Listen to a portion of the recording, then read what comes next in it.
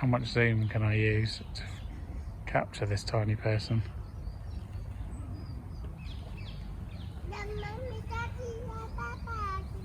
Okay. I'm going for a morning walking queue before we go and look at a house this afternoon. We're being led around the gardens.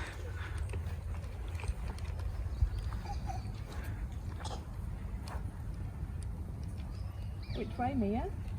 Welcome to another episode of Toby's Stupid Vlog. Good afternoon. So the front-facing camera on my iPhone, I've had problems with Face ID before, but it turns out that dust is somehow making it in to the camera and there's dust behind the lens. Anyway, that's why everything has a slight haze, a bit of a glow around the top. So forgive me, I'll get a new phone on Friday and that will solve the problem. So I want to update you on, life and that. I realise I haven't actually talked directly to the camera in a while, and so we went for a property viewing on Saturday in Cranley, and it's a really nice place. We thought it would be before we got there. When we got there, we were sure it was, and so we made a full asking price offer this morning. Now I have no idea how that's going because there were 14 people in total viewed it on Saturday. It had an open day, and I would imagine that there is a good level of interest and several offers. So I hope we're not out of the running already, but I'm not confident that we've got it, or and not yet confident that we will get it either. So it just makes you feel a bit all day. So I'm going for a walk to clear my head. Can you hear that?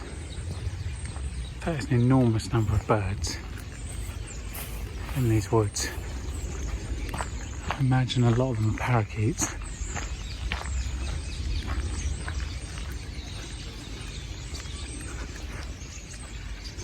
Now it might not come out on recording, but I swear I could hear that from about 300 metres away. There's so many of them.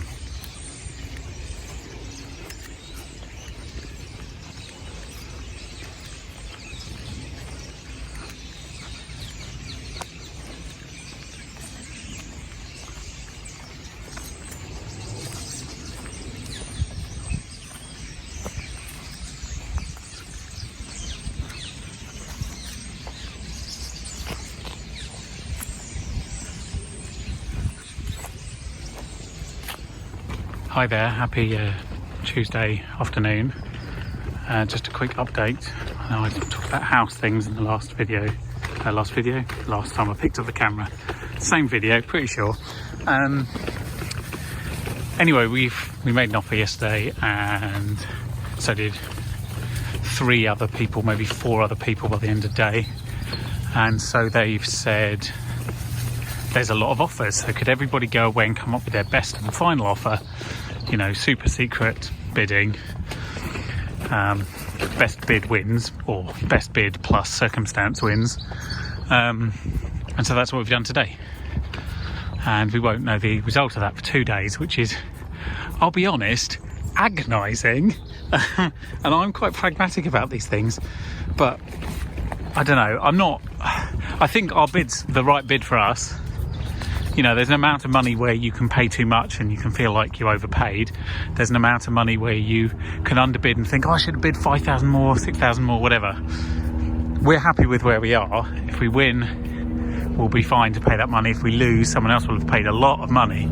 So, anyway, that's where we are. It's very frustrating. I won't talk about houses again until I have an answer.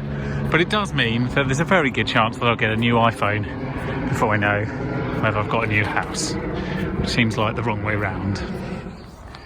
Good morning. It is literally the final hours of summer. It's the 22nd of September and the equinox is at 20 past 8 this evening. So that is when autumn begins, not on the 21st or the 1st of September. It begins when the equinox comes around. So we have, don't know, 10 more hours of, what's the time? 8 more hours, 9 more hours of summer. Anyway, the remaining light today is the remaining light of summer. That's with you, so we're putting it, the sun will set before the equinox. So I have come to do a walk I love very much, to a barn in a field in Ockham, so that I may read some board papers, which I have done a couple of times this year. I think I actually did it sort of 2 days after the equinox in spring, so yeah, I've sort of bookended spring and summer with this little walk. I'm not going to film too much of the walking unless I think of something very profound to say, because it's a nice peaceful walk through the young forest, so I may see you when I'm a lot closer to my destination. Okay, I am going to briefly talk about the thing that's bugging me the most, because maybe the end's in sight, and I hope so. So last summer we had 2 1-week breaks in the United Kingdom, one in the Cotswolds and one pretty much this time of year in Kent. We came back, I think, just after the equinox, in fact. So we got one right at the beginning of summer, one at the end of summer, and that was nice because, you know, we hadn't been able to go away at all that year up to that point because of COVID and what have you. But this year we've had no summer breaks at all, and that's partly about timing and also partly about the fact that so many people booked breaks in the UK. It was actually very hard to find anywhere. We did look a couple of times. It's very hard to find anywhere that wasn't ridiculously expensive, and so the only other option was abroad. And of course the traffic light system was an absolute shambles from start to finish by the government. It's finally coming to an end on the 4th of October, I think.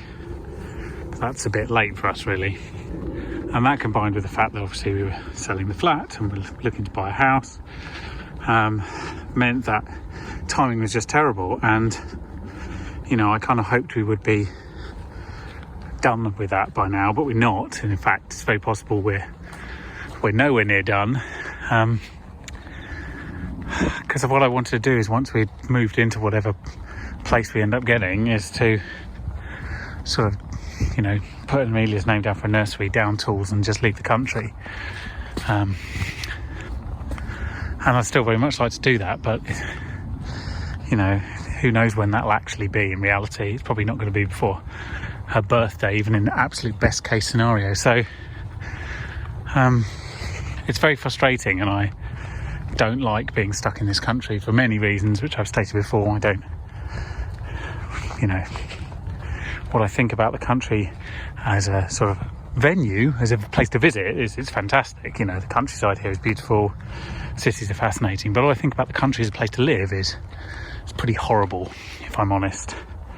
We've got a government that sort of flip-flops between gross negligence and corruption, and it's just a nasty government. It treats people poorly, and it makes it a very difficult place to live. Like, for example, this week we've had both a problem with gas prices, which are uniquely a United Kingdom problem. Since leaving the EU, the price of gas has gone up 250% since the start of the year, and we've come very close to running out of CO2, which is used for food packaging to preserve meats, for example, but also a lot of other products. Plus, we've had a huge shortage of road hauliers because of the way we've treated non-British nationals working on our roads, and we've had other supply chain issues caused by Brexit. So it's just not a fun place to be. All of which is why it'd be nice to go on holiday and not think about these things. Go to a country that can actually stock its own shelves. And I really hope that is before I go to Dublin, but it's not looking likely. So it's nice to go to Wales. That's technically a different country, although all the problems I've just described are the whole of the United Kingdom and not England in particular. And it will be nice to go to Dublin, although that is work on the 1st of November. And I kind of hoped that I could turn it into a bit of a holiday, but I've got no willing participants. And then we do go to Berlin on an actual holiday at the start of December. And damn, we better have completed a house move by then, because I am not cancelling that trip. In better news, we get to apply for Amelia's passport on the 1st of October, notwithstanding the fact that I have to go and get photos taken of her again on Friday, because, you know, last time we did it, she was a tiny, tiny little blob, and now she's like a big, loud toddler, and she doesn't look anything like she did. And that's good, because then she can escape this rat race too. But what I was also going to say is this time of year you get this, and autumn and spring, to be fair, you get this low, cool light, which is beautiful the way it sort of bounces through the trees, because it's coming at such a shallow angle. It's just so lovely to walk through it. I love this walk, and there's lots of reasons, but one of them is the absurd excuse I use to justify coming and doing this walk. It's a circular walk, so you can do it in either direction, so I sort of oscillate. But my excuse is, I need somewhere quiet to go and read board papers, you know. The idea that I couldn't do that in the front room, which is, you know, where most of my board papers have always been read. But actually I used to read a lot in Kew Gardens as well. It's sometimes, when you're dealing with heavy matters, good to be able to look up and see nature. But it is a bit of a lame excuse, because I could go to Kew, you know, I could sit in the garden. And I like the idea that I have to travel for half an hour and then walk for an hour to get to a field to read some board papers, and then the reverse to get back. It's absolute nonsense. But it feels such a nice place to, you know, be one with your thoughts. The other thing that's really good about this route, which I don't think I realised until today, is the amount of blackberries that I've been able to pick and eat, because the only time I actually eat blackberries otherwise is when I'm with Amelia, and I get literally none of them. And I love blackberries because they all taste different, and they remind me of holidays in northern France, picking blackberries on the roadside, and the smell is very, very strong memory. But it's nice to have some this year, because I really haven't. You know, I always try and sneak one, but Amelia, if she sees it, then we're in trouble. So I can only really eat them when I'm on my own. It's like a secret habit. She would eat any amount up until the point she was sick. There's literally no natural end for her, and September's been a struggle, because where we are, they're over, you know. It's not unusual that blackberries are over mid-September, but she's not coping well, and this happened last year as well. The difference last year was that she was a lot smaller and less opinionated, so it was more easy to get around that. Now it's a bit more of a struggle. This house was for sale quite recently. It's kind of pretty close to my dream house, to be honest. It's also well beyond what we can afford. Like maybe 5 times, 6 times what we can afford. But I love the location. It's one of my favourite places in Britain. Martyr's Green. And it is massively impractical place to live. Like, you're nowhere near a school or a shop. The only amenities are a pub, a very good pub, but that's it. And obviously lots of countryside. But you know, nice place to retire to, maybe. Should I retire yet? Maybe. Lots of pheasants. I really like pheasant, but I'm not fast enough to catch one. I suppose this is why, if you live around here, you have a gun, presumably. I mean, that might be a bit of a stretch. But, oh, look, a bit of flying there. This kind of pheasant flying is really, it's almost like watching a human with fake wings attached trying to fly. I'm here. My barn has a lot more straw than I'm used to. Gonna have to fashion some sort of seating apparatus. Yeah, smells nice though. Here we go. An hour and a half's work later, a bit of lunch. Things are looking up.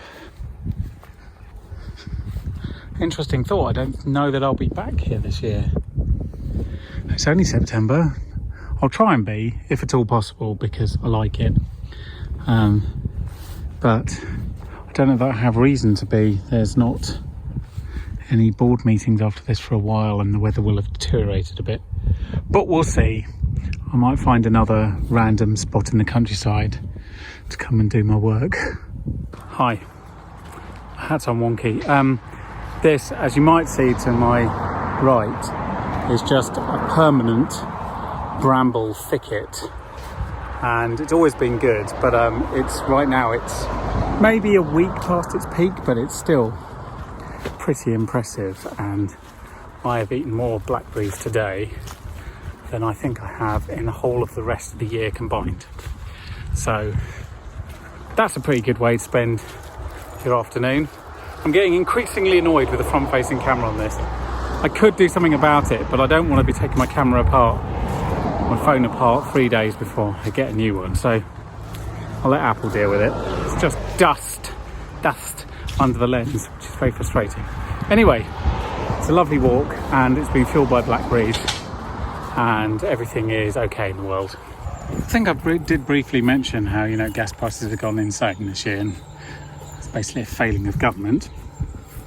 Let me explain how I go about choosing an energy provider, because it's very straightforward. And you know, I realise that this comes from a slight position of privilege, so it's not perfect, but let me cross this road and go into a field and then explain my thinking.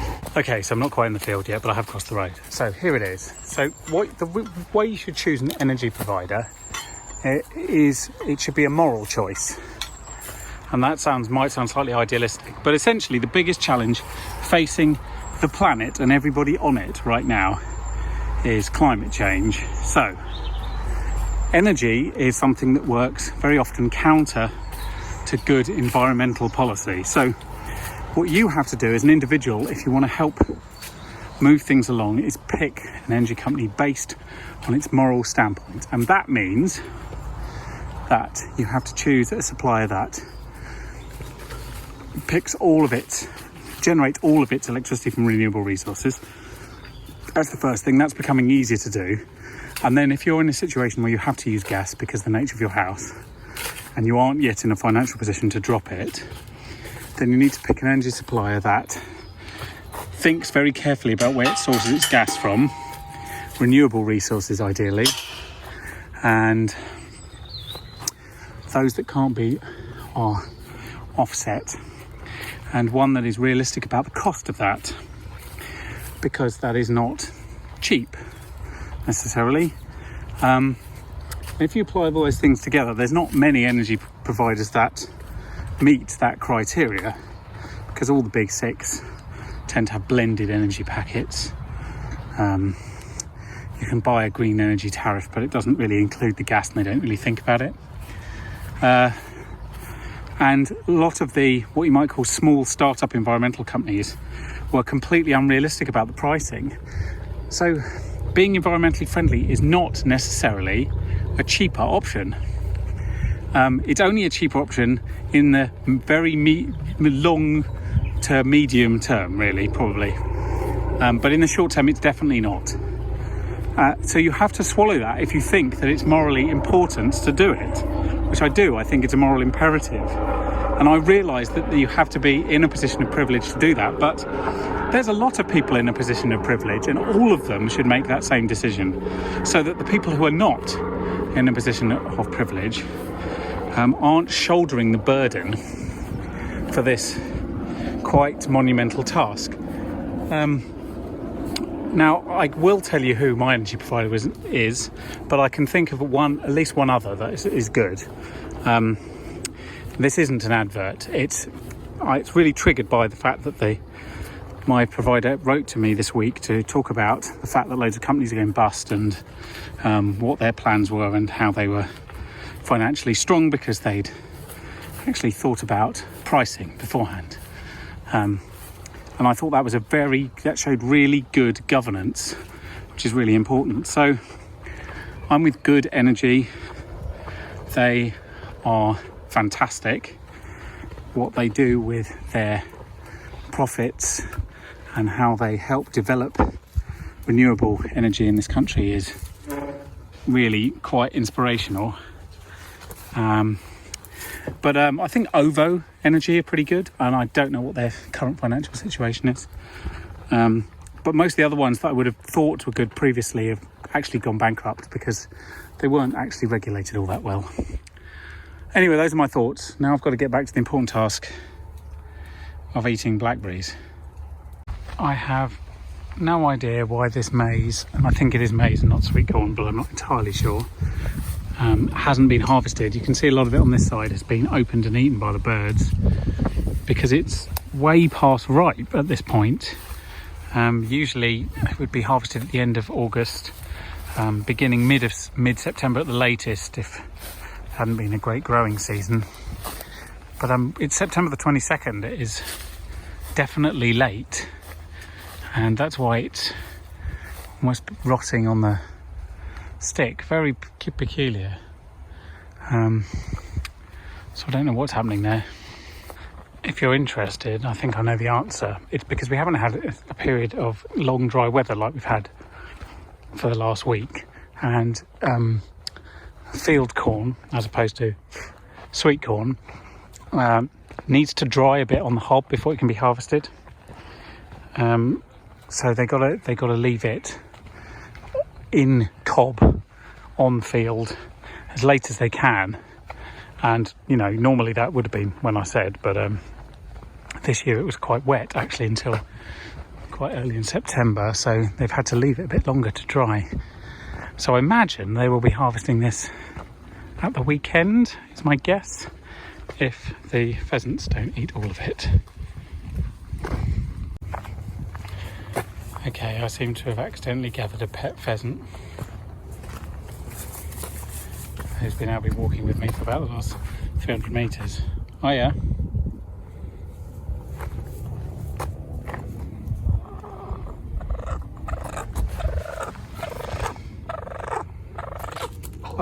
Oh, are you going now? That'd be good, I've got to go too. Laters.